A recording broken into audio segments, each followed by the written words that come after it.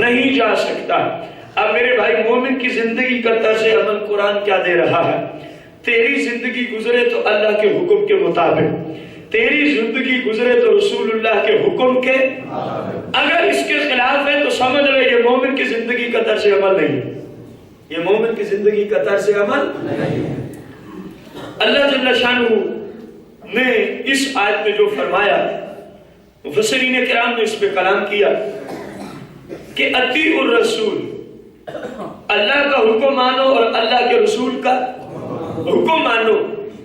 اب مفسرین اس پہ کلام کرتے ہیں، بھائی رسول کا حکم مانو، اللہ کا حکم مانو۔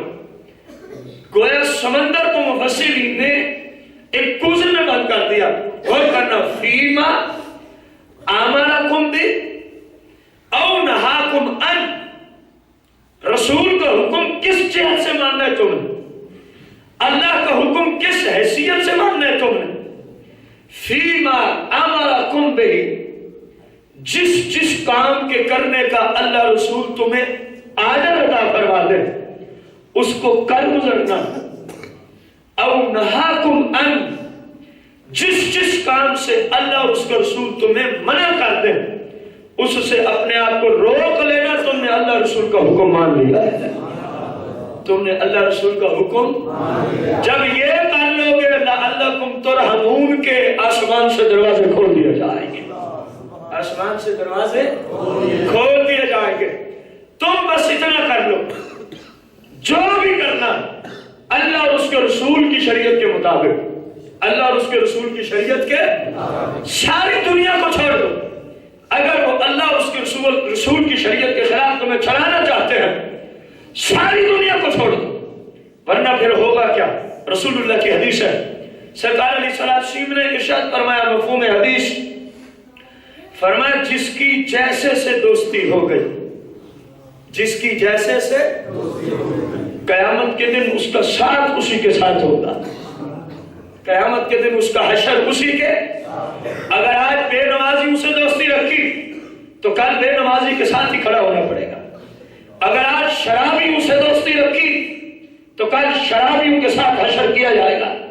اگر آج زانیوں سے دوستی رکھی تو کل زانیوں کے ساتھ کھڑا ہونا پڑے گا۔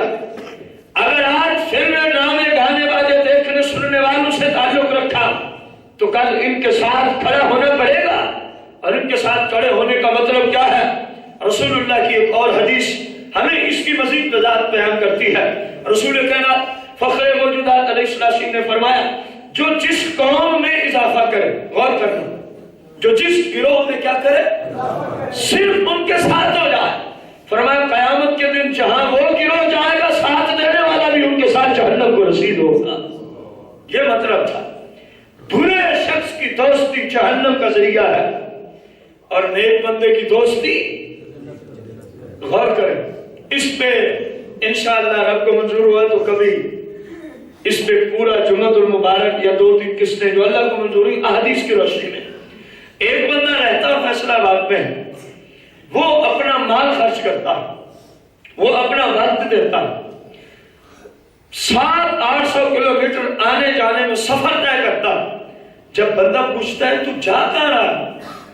کہتے جی میں پاک پتن شریف جا رہا ہوں خواجہ فرید الدین رضی اللہ تعالی عنہ کی زیارت کرنے، آپ کے دربار پہ حاضری دینے۔ میں پوچھتا ہوں اس بندے کو کیا کام ہے دربار پہ، یہ کیوں جا رہا ہے؟ سوائے اس کے کہ اللہ کی رضا کی خاطر ان سے محبت کرتا ہے، اللہ کی رضا کی خاطر ان سے کیا کرتا ہے؟ رسول اللہ کا یہاں تو فرمان ہے جب کوئی بندہ اللہ کی رضا کی خاطر کسی سے محبت کرتا ہو اور وہ صرف اللہ کی رضا کی خاطر اس کی زیارت کو چلے تو رسول اللہ نے فرمایا اللہ نے بس اوقات یوں بھی کرایا ہے، وہ بندہ جا رہا ہے، رب نے فرشتے کو انسان کی شکل میں اس کے سامنے بھیج دیا اور وہ فرشتہ اس سے پوچھتا ہے اے اللہ کے بندے تو کہاں جا رہا ہے؟ حالانکہ رب بہتر جاننے والا ہے کہ امت کو درس دیا جا رہا ہے دوستی کرنی ہے تو اللہ کی رضا کی خاطر نیک لوگوں سے رکھو، پھر اس کے فوائد دیکھنا۔ وہ کہتا ہے جی میں فلاں نیک بندے کی زیارت کو جا رہا ہوں۔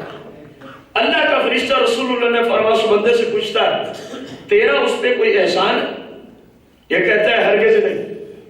تجھے اس سے کوئی دنیاوی کام ہے؟ یہ کہتا ہے ہرگز نہیں. کہتا ہے تیری کوئی اس سے رشتہ داری ہے؟ یہ کہتا ہے ہرگز نہیں. رسول کائنات صلی اللہ علیہ وسلم نے فرمایا وہ فرشتہ انسانی شکل میں سوال و جوابات کرتا ہے. پھر رسول اللہ کی سینکڑوں حدیث اس فرمان پہ جو کسی نیک بندے سے صرف اللہ کی رضا کی خاطر محبت کرتا ہو، فرمایا جب قیامت کا دن یہ شخص آئے گا اللہ کے عرش اعظم کے قریب ان لوگوں کے لیے نور کے ممبر بچھائے جائیں گے.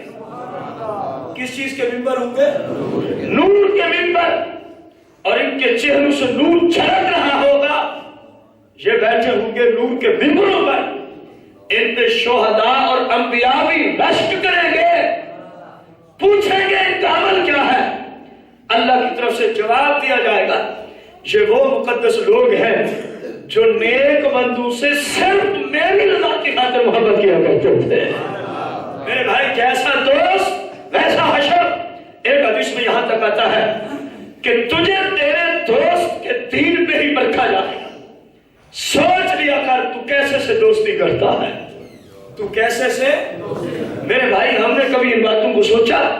ہم نے کبھی ان باتوں کو ملحوظ خاطر رکھا؟ میں اگر نمازی ہو گیا اللہ کے فضل و کرم سے، میرے تو دوست ایسے ظالم ہیں، میں ان کے ساتھ بیٹھا ہوں، نماز کا ٹائم ہو گیا، کہتے ہیں خیر ہے بعد میں پڑھ لینا. یہ تیرا دوست نہیں، بھلے جو تیرا حقیقی بھائی بھی ہو، قرآن کہتا ہے یہ تیرا سب سے بڑا دشمن. حدیث کہتی ہے یہ تیرا سب سے بڑا دوست. رسول اللہ کا فرمان میں اس موضوع پہ آخری بات عرض کر رہا ہوں. فرمایا دوست وہ ہوتا ہے، دوست جس سے تو ملنے جائے تو تجھے رب یاد آ جائے. فرمایا دوست وہ ہوتا ہے جس سے تو ملنے جائے اگر تیرے اندر جہالت ہو تو وہ تجھے رب کا دین سکھانے والا ہو. اگر تیرے اندر اسلام سے کوئی غفلت ہو تو وہ تجھے ان باتوں سے منع کرنے والا ہو. سرکار نے فرمایا ایسے لوگوں سے میں تمہیں حکم دیتا ہوں ایسے لوگوں کو تلاش کر کر کے ان سے دوستی رکھو اور جا کے ان کو کہہ دینا اے اللہ کے نیک بندے ہم تجھ سے صرف اس لیے محبت کرتے ہیں کہ مجھ سے میرا رب راضی ہو جائے. فرمایا قیامت کے دن میرا رب اسی وجہ سے تجھے جنت میں داخلہ عطا فرما دے گا. بات کس کی چیز سے چل رہی تھی کہ پوری کائنات ایک طرف کھڑی ہو، رسول اللہ کی شریعت کے خلاف اگر چلانا چاہیں، مومن کی زندگی کا طرز عمل یہ ہے وہ پوری کائنات کو دھوکہ مار دے گا. رسول اللہ کے طریقے کے خلاف کبھی بھی زندگی بسر. پھر رب نے فرمایا وَسَارِعُوا إِلَى مَغْفِرَةٍ مِّن رَبِّكُمْ وَجَنَّةٍ عَرْضُهَا السَّمَاوَاتُ وَالْأَرْضُ أُعِدَّتْ لِلْمُتَّقِينَ. اللہ نے فرمایا وَسَارِعُوا اور جلدی کرو. کیا کرو؟ کوشش کرو، جلدی کرو. إِلَى مَغْفِرَةٍ مِّن رَبِّكُمْ اپنے رب کی بخشش کی طرف، اپنے رب کی وجنہ اور اپنے رب کی جنت کی طرف. عرضها جس جنت کی چوڑائی، جس جنت کی زمین و آسمان کے برابر ہے. جتنا فاصلہ یہاں ہے یہ جنت کی چوڑائی ہے. اور اصول یہ ہوتا ہے کہ کسی بھی چیز کی چوڑائی ہو لمبائی ہمیشہ اس سے زیادہ ہوتی ہے. لمبائی ہمیشہ اس سے، یہ جنت کی چوڑائی ہے. یہ جنت کی کیا ہے؟ اللہ جل شانہ فرماتا ہے کہ تم اللہ کی بخشش کی طرف کیا کرو؟ کوشش کرو. 24 گھنٹے ہر سانس اس کوشش میں لگی رہے کہ میرا رب مجھے معاف کر دے، میرا رب مجھ سے راضی ہو جائے، میرا رب مجھ سے. یہ حکم رب کا ہے. کتاب جس سے ہم عرض کر رہے ہیں قرآن مجید ہے. نہ تو رب سے کوئی بڑا حکم کرنے والا ہے اور نہ قرآن سے کوئی زیادہ مقدس کتاب ہے. اور حکم کس کو ہو رہا ہے؟ مسلمانوں کو ہو رہا ہے. اب بھی وہ اپنی قسمت پہ پھر روئے، باوجود اتنا کچھ سننے کے اگر وہ اب بھی رسول اللہ کی شریعت پہ نہیں چل سکتا تو اس کو اپنی قسمت پہ رونا چاہیے. یہ کیسا بدقسمت انسان ہے جس کو اللہ کا حکم ہو، قرآن کے اندر ہو اور پھر بھی یہ اس کے خلاف چلے، اور پھر بھی یہ بندہ اس کے. اب سنیں عبداللہ بن عباس کی زبانی کہ یہ آیت کیوں آئی. یہ آیت کریمہ مدینہ منورہ میں ایک شخص کھجوریں فروخت کرنے کا کام کیا کرتا تھا؟ کس چیز کی دکان تھی؟ کھجوریں بیچتا تھا۔ آج بھی بحمد تعالی مدینہ منورہ میں کھجوروں کی دکان کی کوئی کمی نہیں ہے۔ آج بھی سرکار کے زمانے میں بھی ایسا ہی تھا۔ کھجور، کیونکہ آج تو مسجد نبی کے بالکل متصل ساتھ پورے مدینہ شریف کی کھجور کی ایک منڈی باقاعدہ طور پہ لگی ہوئی، پوری جنت البقیع کی طرف تو وہ عام بیٹھے ہیں نا پرچون والے، اور آپ اس طرف چلے جائیں تو پوری ایک مارکیٹ ہے جو ہے صرف کھجور کی، جو ہے صرف، یہ بھی سرکار کا کرم ہے، یہ بھی سرکار کا، سرکار کے آنے کی برکت سے رب نے پتھر والی زمین سے، پتھریلی اور شریلی زمین سے صحابہ کرام کے لیے ایسے روزی پیدا فرمائی، کھجوروں کے باغ عطا فرما دی، کھجوروں کے باغ عطا فرما دی۔ کوئی کہے جی یہ کیسے ہو سکتا ہے؟ ہم اس پہ ایک حدیث سچ کر دیتے ہیں۔ سیدنا انس بن مالک رضی اللہ عنہ کو سرکار نے فرمایا اللہ تیرے مال میں برکت دے، اللہ تیرے مال میں برکت دے۔ مدینے کے اندر ہی ان کا باغ تھا کھجوروں کا، اور صحابہ کا بھی تھا۔ پوچھے حضرت انس بن مالک سے سرکار کی وجہ سے برکت پڑی ہے کہ نہیں پڑی؟ آپ فرماتے ہیں مشکات میں، شرح مشکات میں ملا علی قاری نے لکھا رضی اللہ عنہ نے، آپ فرماتے ہیں حضرت انس کہتے ہیں جب سے سرکار نے یہ جملے بول دیے، پورے مدینے کے جتنے باغات صحابہ کے ہیں، ہر باغ سال میں صرف ایک مرتبہ پھل دیتا ہے، اور اصول بھی یہی ہے کہ کھجور سال میں ایک مرتبہ پھل دیتی ہے۔ انس بن مالک کہتے ہیں سرکار کی زبان ہلانے کی برکت یہ ہوئی ہے میرا باغ سال میں 2 مرتبہ کھجور ہوتا کرتا، سرکار کی توسل سے ہی سب کچھ ملا ہے۔ ورنہ میں آج کے سعودی عرب کے رہنے والوں سے پوچھتا ہوں جو بیٹھا ہے غار سعود کی چھوٹی میں دکان بنا کے 5000 فٹ سے زیادہ کی بلندی پہ بیٹھا ہے، جہاں پانی نہیں، کوئی چیز نہیں، میں اس سے پوچھتا ہوں تیری آج روزی لگی ہوئی ہے، سبب کون ہو رہا ہے؟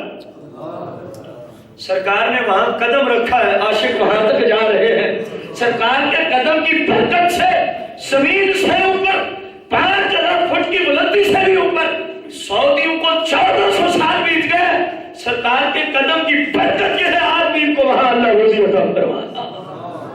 اور تو کریں وہاں دکانیں بنا کے بیٹھے، اگر سرکار نہ جاتے تو کسی کا دماغ خراب تھا اتنی لمبی چوڑی مسافت کر کے جاتا، اور وہ بھی اس حالت میں جب زندگی میں اللہ نے اس کو موقع دیا کعبے میں رہنے کا، جب اللہ نے اس کو موقع دیا مکے میں رہنے کا، یہ کعبے کو چھوڑ کے جا رہا ہے غار ثور کی طرف۔ وجہ کیا ہے؟ سرکار کے قدموں کی برکت ہے، سرکار علیہ السلام کے قدموں کی برکت ہے۔ آپ فرماتے ہیں ہر صحابی کا باغ ایک مرتبہ اور میرا باغ سال میں 2۔ عبداللہ بن عباس فرماتے ہیں ایک بندے کی کس چیز کی دکان تھی؟ ایک عورت آئی کھجور خریدنے۔ نوجوان بھائیوں سے اپیل کروں گا غور سے سننا، جن کے نزدیک آج اگر لڑکیوں سے دوستی نہ کی جائے تو وہ اس کو زندگی ہی نہیں سمجھتے، یہ مومن کی زندگی نہیں، یہ یہودی اور عیسائیوں کی زندگی ہے۔ اجنبی عورت سے تعلق رکھنا یہ مومن کی زندگی کا شعار نہیں ہے، یہ مسلمان کا طریقہ نہیں، یہ یہودیت اور عیسائیت کے نصاب میں شامل ہے۔ مسلم کا طریقہ تو یہ ہے کہ ہر حال میں اپنے رب اور رب کے رسول کی وجہ سے کسی بھی غیر کی عزت کی طرف آنکھ اٹھانا بھی برداشت نہیں کرتا، تعلق رکھنا، بوس و کنار، اس کو ہاتھ لگانا، پکڑنا، اس کی عزت کو پروان کرنا، یہ تو بڑی دور کی باتیں ہیں۔ رسول اللہ کا غلام تو اجنبی عورت کو آنکھ مار کے کبھی دیکھا ہی نہیں کرتا، کیونکہ سرکار کی اپنی حدیث مولا کائنات اس کے راوی ہیں کہ جو دنیا میں اجنبی عورتوں کو آنکھیں پھاڑ پھاڑ کے دیکھتا رہا، جب قیامت کے دن آئے گا اللہ فرمائے گا اس کی آنکھیں نکال لو، ڈھیلے سمیت نکال لو۔ اللہ کے فرشتے یوں اپنے ناخن داخل کر کے، نشہ نہیں دیا جائے، غور کر لو، ناخن داخل کر کے ڈھیلے نکال لیں گے، پیچھے خون رہ گیا، یا اللہ کیا کرنا ہے؟ اللہ فرمائے گا اب جہنم کے غار یہاں بھر دو۔ یہ ہے اجنبی عورت کو آنکھیں پھاڑ پھاڑ کے دیکھنے کی سزا اسلام میں۔ جو چیز اللہ اس کو رسول حرام کرتے آج کہیں یہ کلچر کا حصہ ہے، آج کہیں یہ ہماری ثقافت کا حصہ ہے، یہ تفریح ہے، میرے بھائی مسلمانوں کے لیے کلچر کا حصہ نہیں، مسلمانوں کی ثقافت کا یہ حصہ نہیں